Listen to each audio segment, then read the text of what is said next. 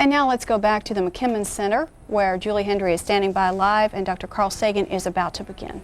Yes, Jill, Dr. Sagan has not yet begun his speech. Speaking right now is Roy Park, who is the chairman and CEO of Park Communications Incorporated of Ithaca, New York. Mr. Park is a North Carolina native. He is doing the introduction for Dr. Sagan. We'll join his speech now. Read this past Sunday's piece, which was entitled, "Too Many Weapons in the World." His television series, Cosmos, won an Emmy and a Peabody Award and had the largest audience in the history of American public television. And by the way, I understand that we own public television tonight, and we own some North Carolina stations, including one that I own. That was a little hard to get done. Dr. Sagan won a Pulitzer Prize for his book, The Dragons of Eden. And his book, Cosmos, topped the New York Times bestseller list for 70 weeks. It's better than a year and 3 months. And remains the best-selling science book ever published in English. Since Dr. Sagan and I are both residents of Ithaca, New York, and I can tell you a few things about him you may not know. Dr. Sagan's home on the Gorge, that's what we call it, home on the Gorge, is one of the most unique locations in Ithaca. It's built into the rim of our largest gorge, overlooking the city and Cayuga Lake. His front door is at street level, and it's up where it would be the average three-story house's attic, because he goes down flights of stairs to reach his living room, which has large picture windows opening onto a patio above the gorge. Years ago, the original portion of the house on the gorge was the home of a Cornell secret honorary fraternity, the Sphinx Head, and was called the Tomb. The fraternity was disbanded, and when Dr. Sagan acquired the property, he added the present living quarters. And I want to tell you that it wasn't a secret house of evil or anything. It was the home of the high scholars at Cornell. It's still a tourist attraction in Ithaca, and folks slow down to a crawl when they come off the bridge to see above the house. They see from above the house and a yard and catch a glimpse of Carl. That's what they hope to do, but he's not around very much. He travels a great deal. By conservative estimate, he logged several 100,000 miles in the past 3 years. I often know when Dr. Sagan is in town, though, because I drive by his house on the way to work every day, and can see whether or not his Volkswagen is parked on the street level by the entrance. When he is in town, I frequently run into him because he likes Japanese food, and we share a favorite Japanese restaurant in Ithaca called Utage. Dr. Sagan is very much in demand as a speaker. In fact, he's able to accept only a handful of the hundreds of invitations to speak that he gets each year. So we are in pretty tall cotton here tonight, as we used to say back when we raised cotton in North Carolina. One thing is certain, he's a gracious gentleman. When Governor Hunt called me to ask if I would invite Dr. Sagan to speak tonight, I started at the top and called the president of Cornell University, Dr. Frank Rhodes. Dr. Rhodes was in England, and his secretary was reluctant to tell me where Dr. Sagan was. I then called Dr. Rhodes' administrative assistant, who told me she would contact Dr. Sagan and have him call me. Dr. Sagan returned the call from the Jet Propulsion Laboratories at California Institute of Technology, where he is the distinguished visiting scientist. In just a few minutes, we worked out the details for his participation in the Emergent Issues Forum. In Ithaca, we all know that Carl Sagan is a scientist who, while he may have his eyes on the heavens, his feet are firmly planted on the ground. He is best known member of the Cornell University's highly prestigious faculty, one which includes 2 Nobel Prize recipients. He's become a compelling and influential spokesman on the important environmental issues which face all of us living on this planet. So I'm especially proud to have been an intermediary in bringing Dr. Carl Sagan as a speaker for this forum of emerging issues, and I am certain that the story he tells you will be an interesting and informative one. Please join in giving me a warm North Carolina welcome for Dr. Carl Sagan.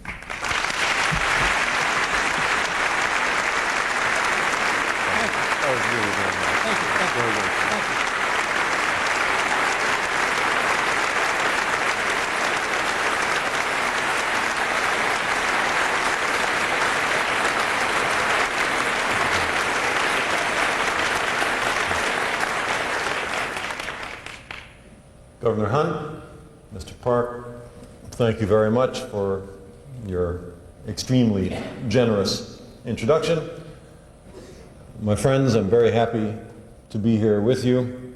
I think the idea of a state organizing a concentrated look on the critical issues of our day involving leaders and ordinary people statewide is extremely important, and I'd like to see this emulated in the other 49 states and maybe 159 other countries. In general, I think it's an excellent idea. And choosing the issue of global change, I think, is extremely important, because here's an issue where the risk is very high, the issue is removed from everyday life, the solutions cannot take place in the course of a year or two. It involves scientific issues which are distant from the familiar everyday acquaintance of many people. And for this constellation of reasons, it poses difficult public policy issues. My own involvement with the issue of global warming did not begin on this, well, I certainly began on this lovely world, but my interest in global warming began in the study of a different world, Venus, our nearest planetary neighbor. It's been my great good fortune to have not only witnessed, but to have participated in the historic first preliminary reconnaissance of the solar system in which we live. Beginning in 1962, when the United States launched the first successful interplanetary vehicle, Mariner 2, we humans, mainly Americans and Soviets, have sent spacecraft to visit all the planets known to the ancients, to our ancestors, and many other worlds besides. We have examined many dozens of other worlds, a few of them in great detail, having landed on their surfaces, and most flying by at great speed, but with instruments of enormous capability taking the data as we speed past. An enormous amount of important and interesting information has been acquired. The perspective that we get about those other worlds illuminates a wide range of science. One of the issues that I've been most focused on, concerned about, is the issue of life elsewhere. And it is certainly a fair summary to say that in these dozens of worlds, while we have many cases of pre-biological organic matter, the stirrings and intimations of life, if you wish, nevertheless, there is nothing, not the least hint of anything alive on those other worlds. I spent over a year, in a manner of speaking, on the planet Mars in 1976-77, after the Viking spacecraft, 2 of them, landed on Mars. And we had an armory of instrumentation to look for life. There was nothing. Not a mouse, not a footprint, not a microbe, not even an organic molecule. The lesson is that you can have dozens of worlds, some of them of breathtaking splendor and beauty, without life on any of them. Life is something rare and precious. There is something extraordinary about the planet that we are privileged to live on, and in this peculiarly self-congratulatory way, about we ourselves. Life is rare. That's the lesson from exploring space. And the lesson from exploring time, if you look back in the geological record at the history of mass extinctions, is that there is no guaranteed tenure for any species, no matter how self-confident on this planet. 65 million years ago, an event occurred which not only wiped out all the dinosaurs, but wiped out most of the species of life on Earth. This can happen to anyone. These explorations in space and time are a reminder or a warning to us that we cannot be guaranteed of our continued happy existence. It's important to understand our world, and I argue others as well. When we look at Venus, we find a world of roughly the same size, mass, density as ours, but a stunning difference. 2 stunning differences. One is that there's a massive atmosphere, about 90 times the surface pressure of the air right here down on Earth. And the other is that the surface temperature is stunningly hot. The surface of Venus is at 900 degrees Fahrenheit, hot enough to melt tin or lead, hotter than the hottest household oven. And it's not because Venus is a little closer to the sun, because the clouds of Venus are brighter than the Earth is, and Venus reflects so much more light back to space relative to the Earth that it ought to be cooler, not warmer, than the Earth. Why is Venus at 900 degrees Fahrenheit? Because of the greenhouse effect.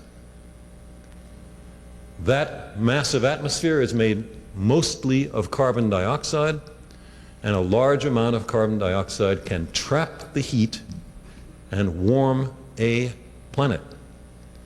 Warm it to certainly very uncomfortable levels.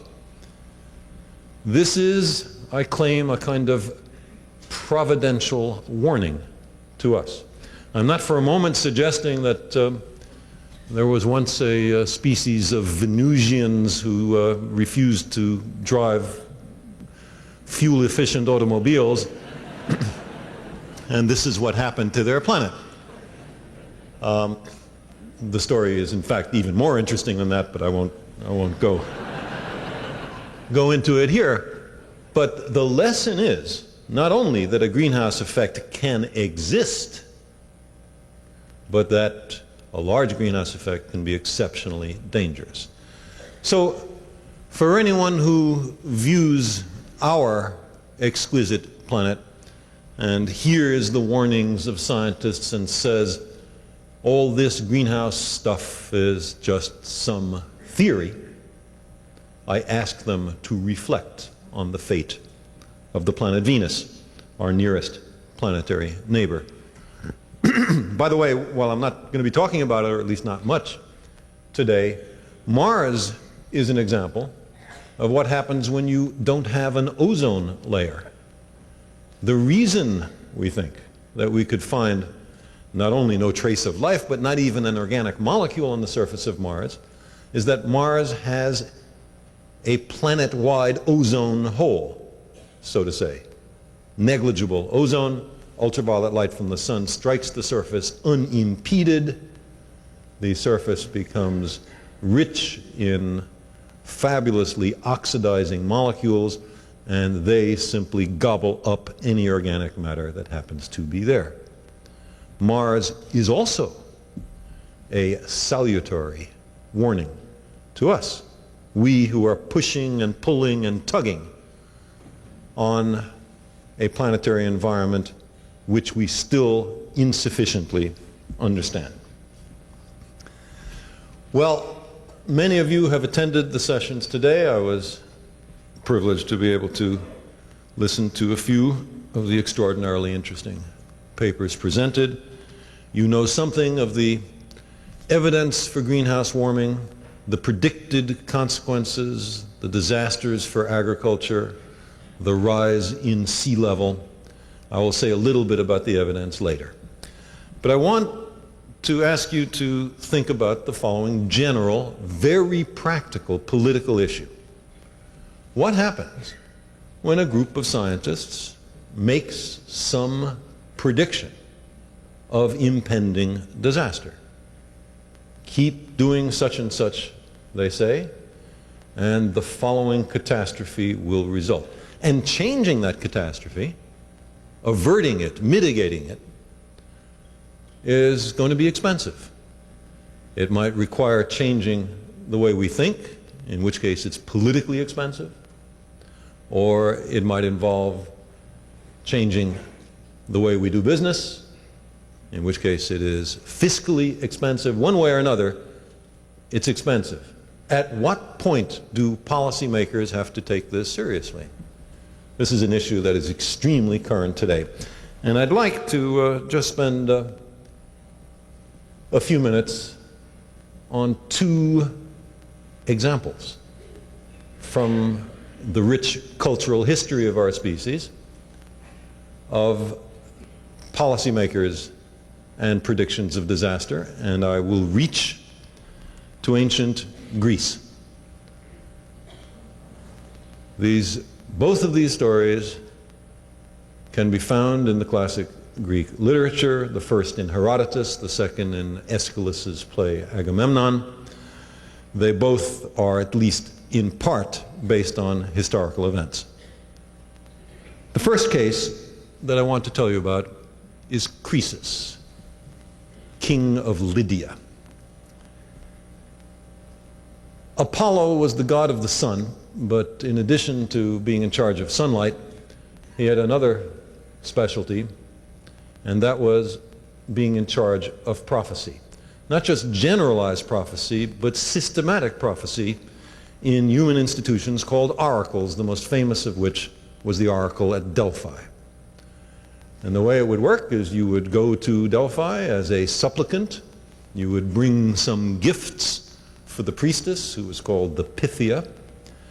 You would say what your concern is, and then from the Pythia, usually in a kind of trance, back would come the advice from the gods, or at least from Apollo. Now, Croesus was immensely rich. There's still a phrase, rich as Croesus. It's almost current, just a little obsolete. One of the reasons he was so rich is that he was one of the boys who invented money. The first metal coins in human history, as far as we know, were coined in Lydia in Croesus's reign. Lydia is in Anatolia, contemporary Turkey. Well, we can speculate on the reason, but Croesus's ambitions were not contained within the boundaries of his small nation. He had grander objectives, and so he thought, wouldn't it be a good idea to conquer Persia? Persia was the superpower of the 7th century BC. The Persian emperor Cyrus had forged a mighty empire by combining two different peoples, the Persians and the Medes.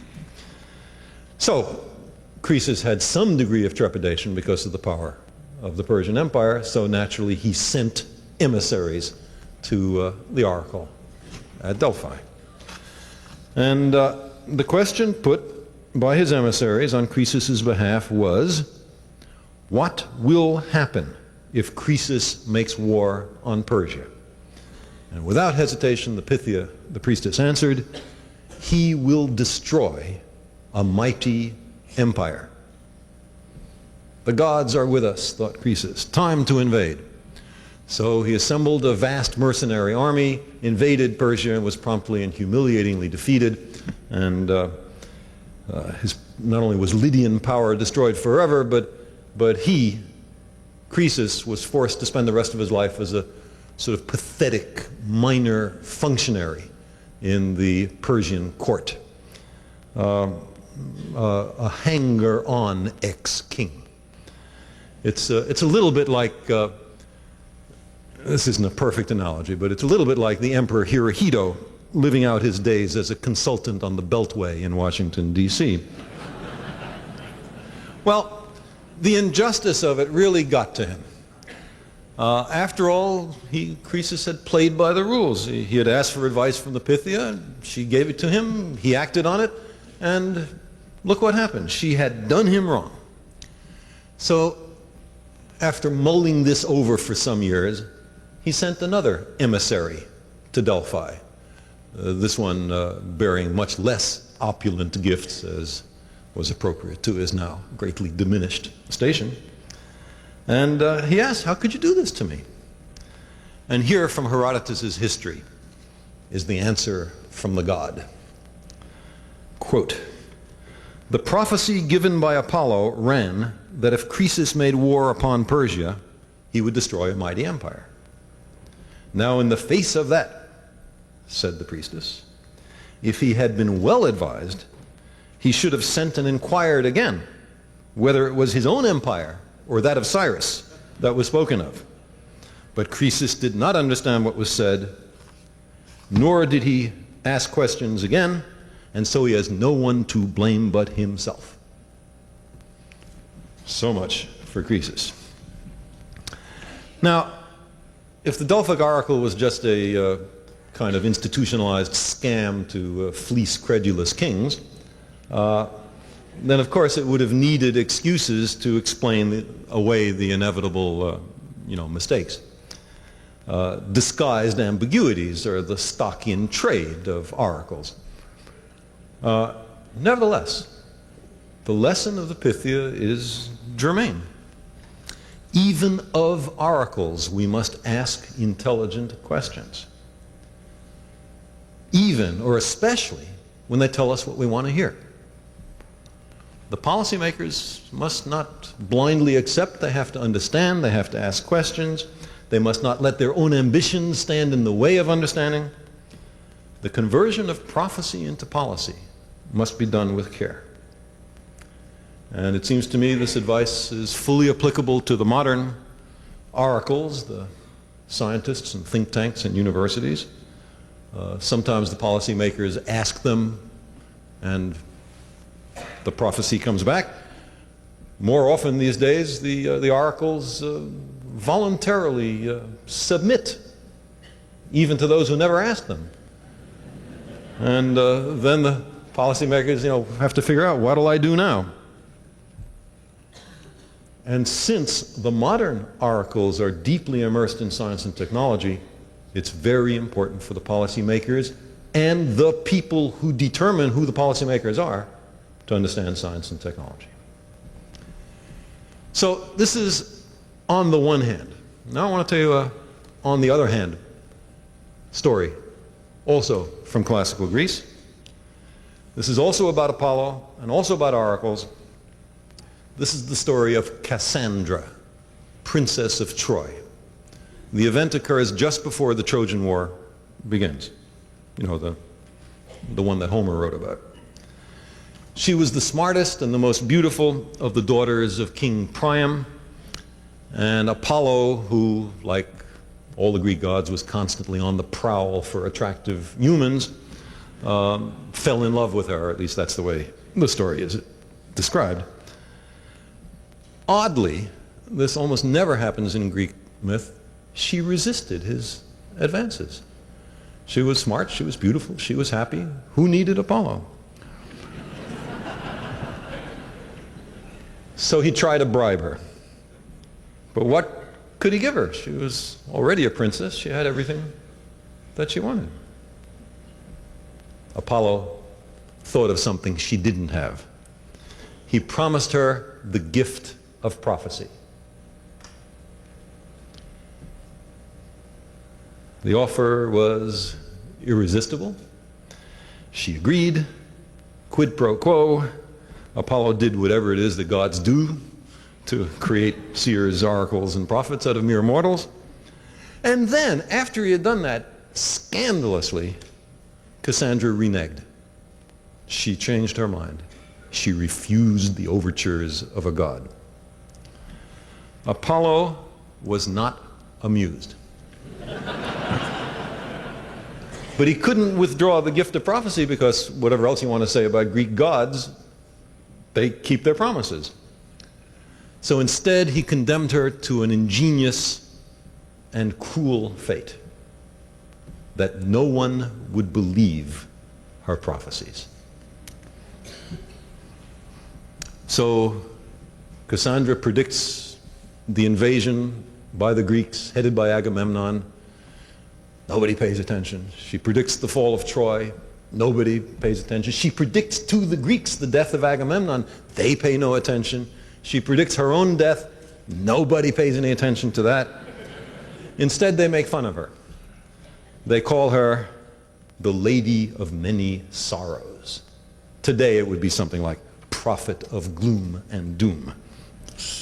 Just minor translational difference. Same sentiment.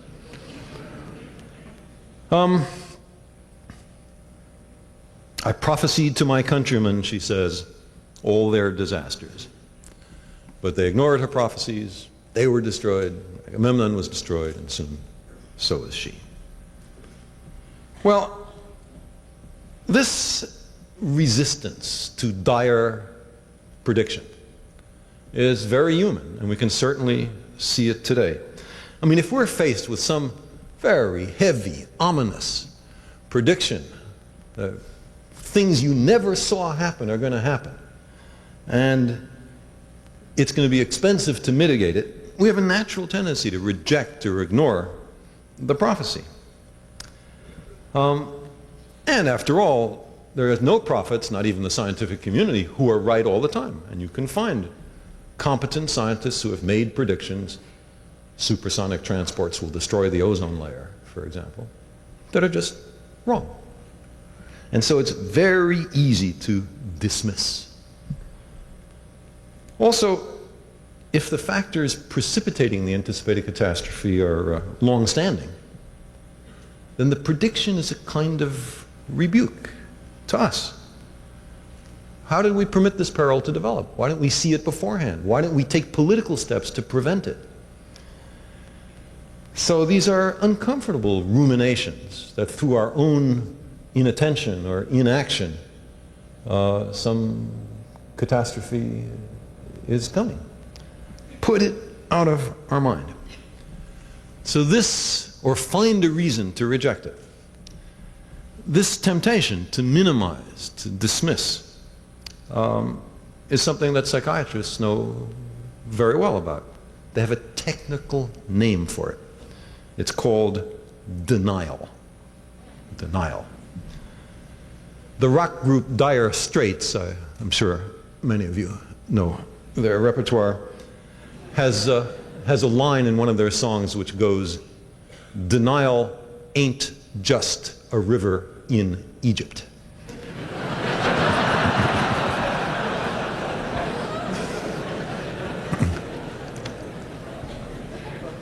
So these two cases, I claim, are the opposite poles of policy response to predictions of disaster. Croesus, representing the pole of sort of credulous, uncritical acceptance, propelled a little bit by greed or other character flaws, and Cassandra, representing, the response to her, representing the pole of stolid, immobile rejection of the possibility of danger. Well, today we have a set of such prophecies. And for all the average person understands, they could just as well have emanated from the Delphic oracle for all the fundamental understanding of the underpinnings there is. So it gets to be a kind of challenge, a battle between two arguments from authority. There's one bunch, they're sort of nice looking, they say it's worrisome. There's this other bunch, they're sort of nice looking, they say it's not worrisome. What'll I choose? Well, I'll choose the one that's most comfortable. I think we are much closer to the danger of Cassandra than of the danger of Croesus. Now, let me give a very brief statement of why I take greenhouse warming so seriously. Those of you who have attended the sessions this morning, this afternoon, have heard a much more detailed expert summary of these reasons. First of all, there is no question that such a thing as a greenhouse effect exists. I talked about Venus. This benign planet, looking exactly as it does here, but with no greenhouse effect, would be 20 degrees centigrade, that's what, 36 Fahrenheit, below the freezing point of water. With no greenhouse effect, this planet would be frozen solid. The oceans would be 3 kilometers of ice. A little greenhouse effect is a good thing. We owe our lives to the greenhouse effect. No greenhouse effect, we would never have come into being. The principal greenhouse gases are water vapor and carbon dioxide. Now, there are some minor constituents, methane, oxides of nitrogen, and chlorofluorocarbons, which go by the brand name freons. And they are an especially interesting aspect of this because they are wholly man-made. You see, astronauts, many of them, in Earth orbit, seeing to the naked, unaided eye this beautiful vista, can make out, as perhaps is hard to do in this picture, the very thin blue aura that surrounds the bright hemisphere, the illuminated hemisphere of the Earth. And that's just the thin atmosphere seen edge on. This phrase, the ocean of air, is a kind of misnomer. Ocean suggests massive, impervious. But instead, that thin line that you can barely make out in this picture is very fragile, vulnerable to the depredations of human beings. Our technology and our numbers have both reached a state where inadvertently we can pose a danger to the global environment, especially through the atmosphere.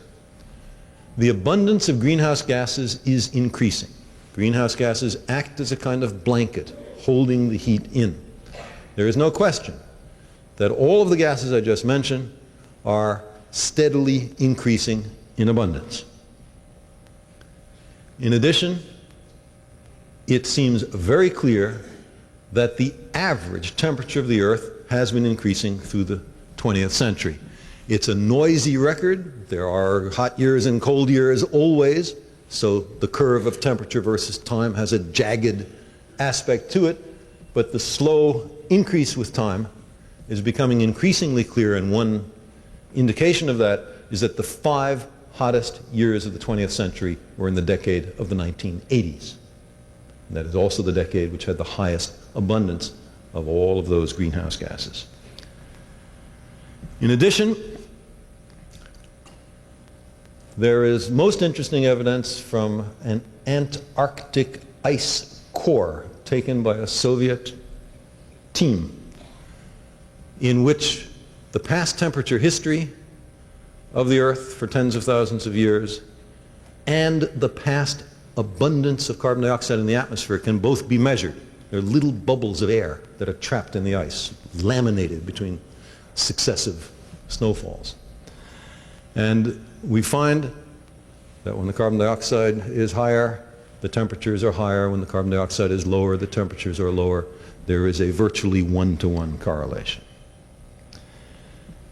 Now, nobody pretends we understand everything about the global climate.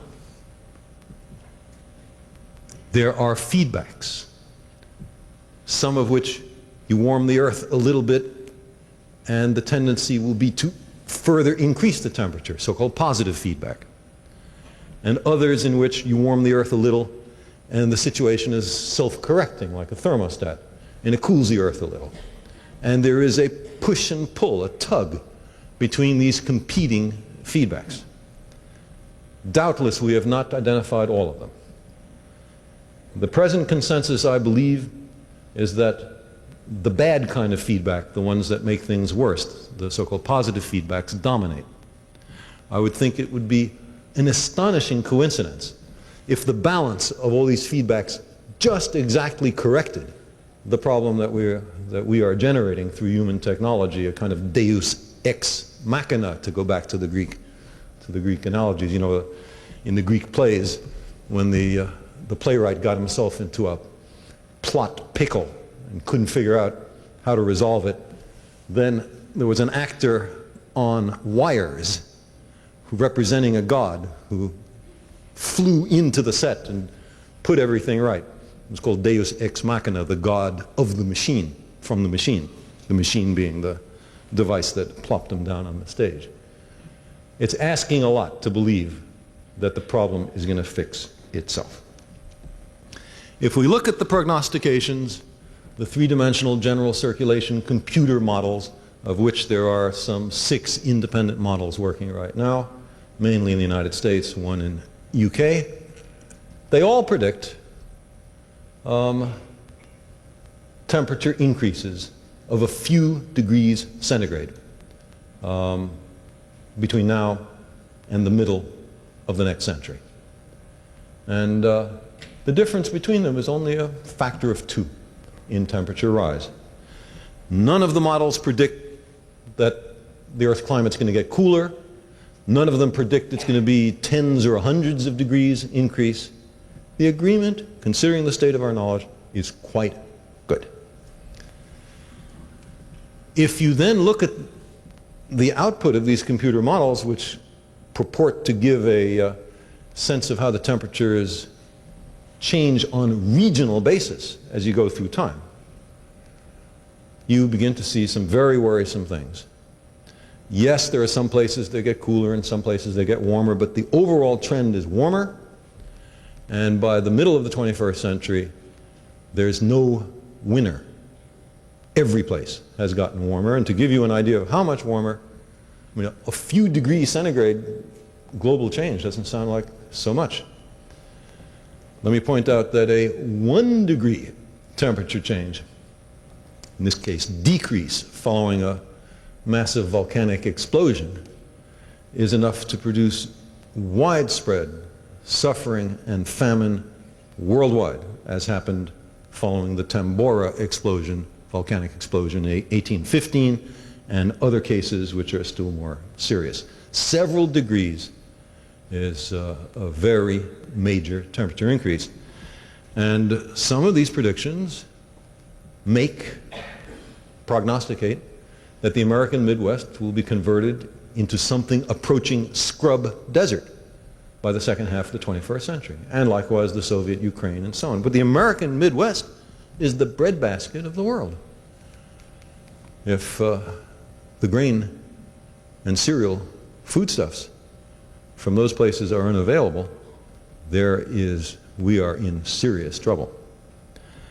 In addition, through the volume expansion of seawater, the melting of glacial and polar ice, sea levels rise, and again there's an uncertainty. Average prediction for the middle of the next century is 1 meter, 3 feet, but it might be as little as 1 and it might be as much as many meters. And then take a look at all the low-lying coastlines all around the world and ask what happens when the sea level rises. Okay, the Dutch, they're very good at building dikes and levees. They'll build more dikes and levees. That's not going to destroy Holland. But take a look at Bangladesh, where 1 to 3 meter temperature rise will flood an area which is inhabited by tens of millions of people. Where are those guys going to go? Environmental refugees. It's a new prospect. For these reasons, I take very seriously the prediction of greenhouse warming. Now, there are policy makers who would like to respond as follows, and you have perhaps seen this sort of opinion in the pages of, naturally, the editorial page of the Wall Street Journal. That's the first place to expect a complaint about having to change anything. It's too uncertain, they say. This is serious stuff. There are a few scientists with computer models, and who can be sure that they know what they're talking about? And you want us to turn everything upside down because some scientists say that things are going to get a few degrees warmer? It's a few degrees warmer on the stage than it is in the audience. You don't see any catastrophe up here, do you?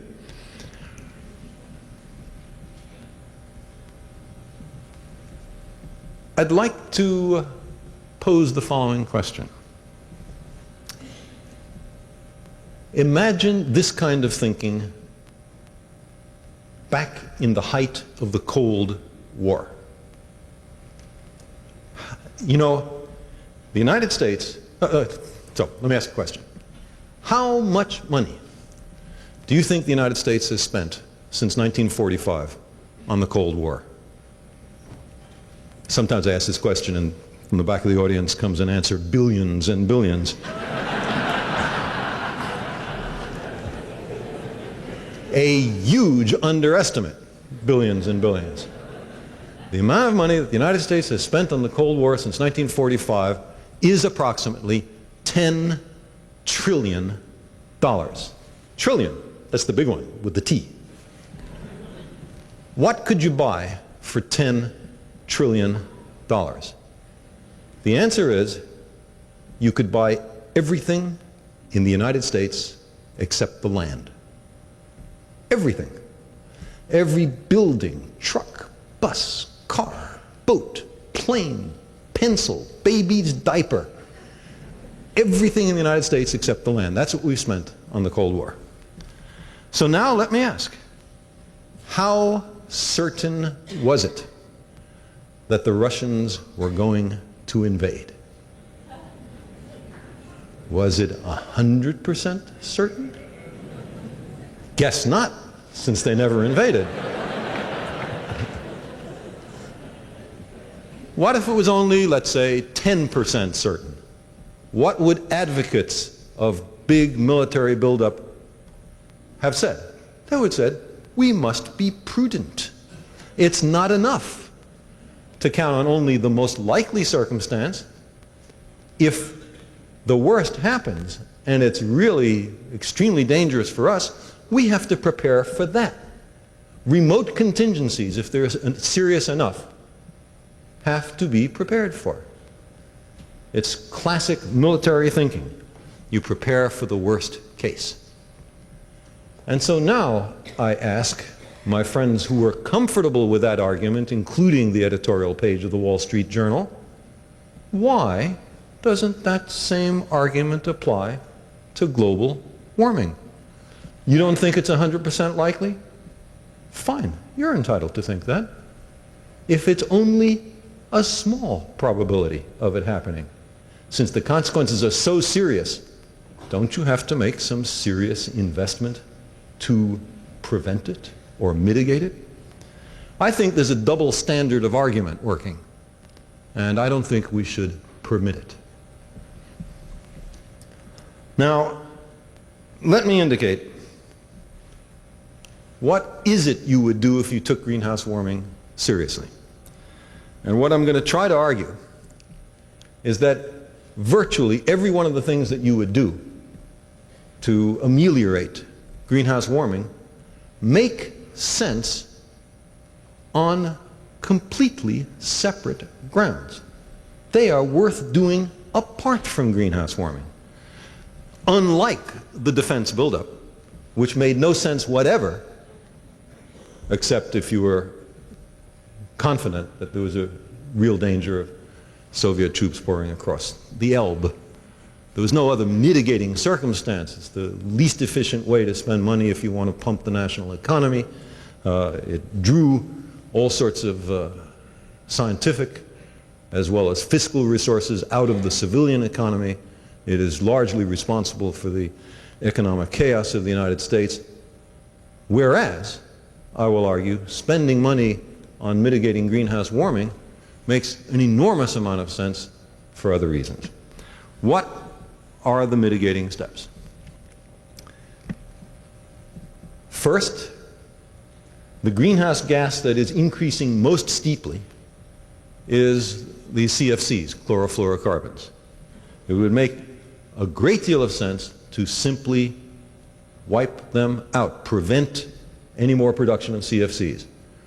Well, because CFCs also imperil the ozone layer, there is already not just a commitment from the major manufacturers of CFCs to stop producing them, but there is an international agreement called the Montreal Protocol, which most of the major industrial nations have signed, committing themselves to phase out CFC production by the turn of the millennium, by the year 2000. That's an example of what can be done on these global environmental issues. And since CFCs are doubly dangerous, ozone depletion and greenhouse effect, the first step that you would take is in fact being done. So that's a bit of an encouragement. We're not as immobile and resistant to these arguments as you might otherwise expect. Second, energy efficiency.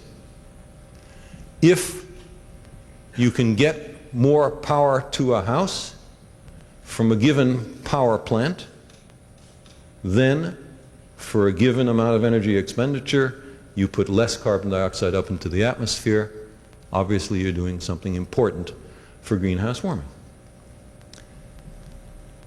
1/3 of the carbon dioxide that is generated in the United States, the worst CO2 polluter on the planet, by the way, comes from automobiles. Why do we permit automobiles that get 15 to 25 miles a gallon when the technology exists for automobiles that get 60 to 100 miles a gallon? That's not a step which will bother anybody except possibly adolescent young men who need to have extremely rapid acceleration for psychological reasons of their own. For all practical purposes, much greater fuel efficiency in automobiles is perfectly possible. And likewise across the entire spectrum of fossil fuel energy use in our society, fossil fuels being coal, oil, gas, wood, and so on. The stuff that when you burn it, CO2 comes out. The third thing you might want to do is to seek alternative energy sources, alternatives to fossil fuels. Why not have an energy source that doesn't put carbon dioxide or other greenhouse gases into the atmosphere? Is that wholly beyond our technological ability? I don't think so. And while there are a number of alternatives, some of which work in some places, some geographical locales and not in others, the mix looks very promising. I'm talking about tidal, geothermal, wind, and especially solar power. You know, this solar power issue is very interesting, and it has a strong political point. Maybe you remember Jimmy Carter when he was in the White House. For the young of heart in the audience, this was an early American president who preached energy efficiency. And one of the largely symbolic gestures which he did was to install a solar thermal heater in the roof of the White House to make some warm water for presidential showers. And I've forgotten what the fraction of the White House's own energy budget it accounted for. Maybe it was 15, 20%, something like that. But it was a kind of step in a direction which certainly, from what we've learned subsequently, we need to go. The next president of the United States was Ronald Reagan, and one of the first acts upon entering office was to rip the solar thermal converter out of the roof of the White House. And one of the early steps taken in his administration was to enormously reduce funding for solar and other alternative energy sources. We lost 10 years. Despite that, the progress in solar energy technology has been steady and impressive. And if you were to levy an environmental tax on the burning of fossil fuels to pay for the additional burden on the society from the increase of the greenhouse effect, even today, solar energy would be economically competitive with fossil fuels.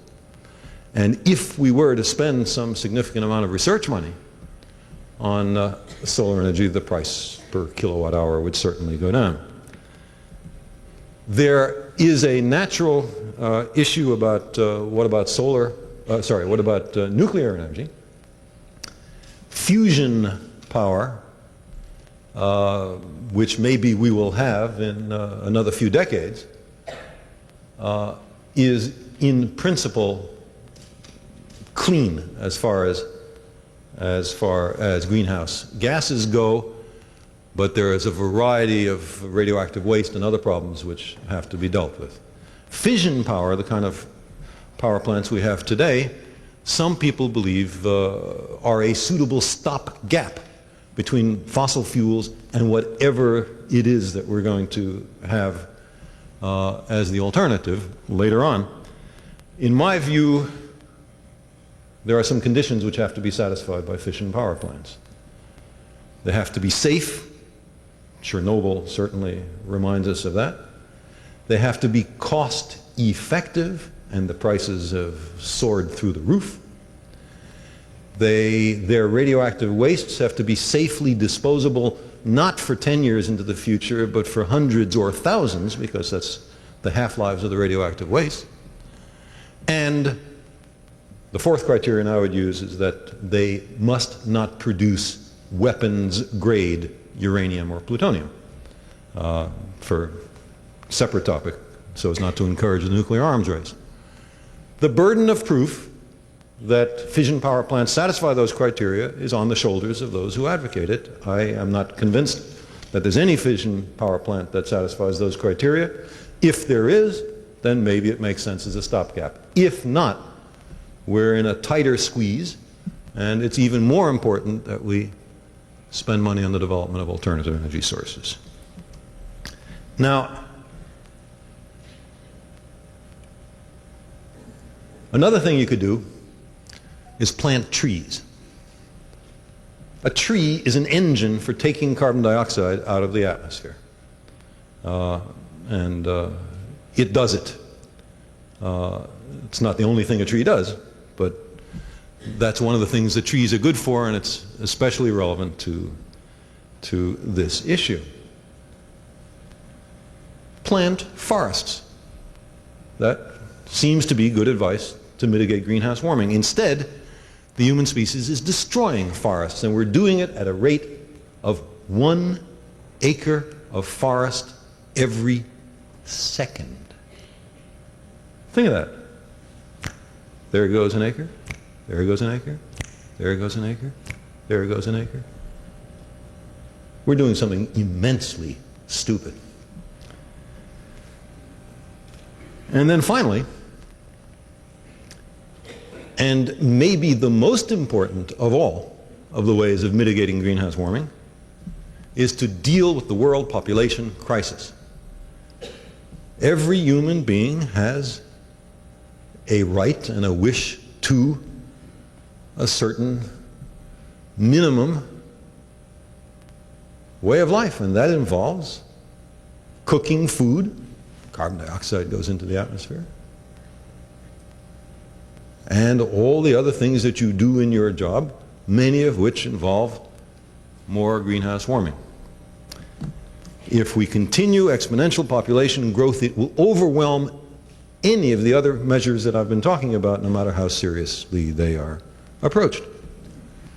Now, what does it take to make some dent in population growth? Some people have the idea that all you have to do is just make birth control, apparatus, device, pharmaceuticals available, and that's the issue. But that's not the issue. It's not that people, poor people, the billion poorest people on the planet, are too dumb to understand that they shouldn't have more children. That's not the issue. The issue is they are so poor that more children is a kind of social security to provide for their old age. More children is a way to have cheap labor to help with whatever dismal task on the little plot of land they work or whatever it is they're doing that otherwise they couldn't afford. Having children is not the, having lots of children is not the cause of poverty, it is the consequence of poverty, although the causality arrow goes both ways. And the clear indication of how this works is what has been documented all over the planet called the demographic transition. It works in Christian countries and Buddhist countries, capitalist countries, and communist countries, of which there are hardly any left, but when there were, it worked there, east and west, and it's absolutely striking. When the per capita income is very low, people have lots of children. When the per capita income rises to a pathetically low level by American affluent standards, but still higher than a lot of people have, the population growth rate automatically decreases. People then see that they can provide in a minimal way for their future. They have some discretionary capital which they then want to spend on something, and their cost-benefit analysis then works out so that they have fewer children. And maybe we can think back to our great-grandparents and remember what size families were common then, and think of how much larger it was than today. Is that because they were too stupid? It's not. They made another kind of choice. Now, let me quickly run through, again, this list and just remind you of why each of these steps makes sense by themselves, even apart from greenhouse warming. Cut out the CFCs, we've already talked about that. That protects the very fragile ozone layer. Greater fuel efficiency. If for a given amount of fuel you get more power out, that's obviously good economics. And, you know, we hear about the danger of being dependent upon foreign sources of oil. And this is used as an argument by this administration, for example, to permit ecologically dangerous offshore oil drilling, because we have to have domestic sources. We don't want to be dependent on foreigners. But if we make much more efficient use of the oil we already have, then that's the same as discovering new sources of oil, right? And on finding alternative energy sources, clearly that works in the same direction. If we had vast solar arrays that were absorbing sunlight and converting them into electricity, then that would be an alternative to importing tankers worth of oil from some foreign country. And in addition, it's a good technology to have against the day when the oil runs out. The sun doesn't run out, or at least not for 5 billion years, and I figure that's good enough. Planting forests or at the least stopping to destroy forests, stopping destroying forests, makes enormous sense in terms of species diversity. All of those organisms, mainly plants, that we're knocking off without knowing anything about them, including their possible pharmacological and other benefit for human beings. And also, we grew up in forests. We, primates. We have a natural affinity to forests. We feel better, or at least I'll speak for myself. I like being in forests. And then finally, on the population growth rate, it's very clear, I don't have to go through it for this audience, how important that is to the future stability, political and economic and foodstuffs and everything else of the planet, even apart from the ecological issues. So what I say to those who complain it's too uncertain, beyond pointing out that the standards that were applied to the Cold War are to be applied here, I say, look, every one of these steps makes good sense, makes good economic sense. And think of all the industries that are implied by what I just said, especially alternative energy sources. There is money to be made in developing a technology which will appropriately address greenhouse warming. Well, I want to stop in a moment. I just want to make one or two summary remarks. If you burn a lump of coal somewhere, the carbon dioxide goes up into the atmosphere, and you know, carbon dioxide molecules are exceptionally stupid. They don't know anything about national boundaries. They don't have passports. They are wholly innocent of the important concept of national sovereignty. They just casually cross over national boundaries, one after the other. There is a lesson. The world is a unity. The national boundaries have no bearing on these global environmental issues. No one nation can solve this problem by itself. It has to be all the nations working together. What is more, there is no way to mitigate these problems so that we will introduce the mitigating technology or whatever it is today, and in 2 or 3 or 4 years or something comparable to a political term of office, the problem will be solved.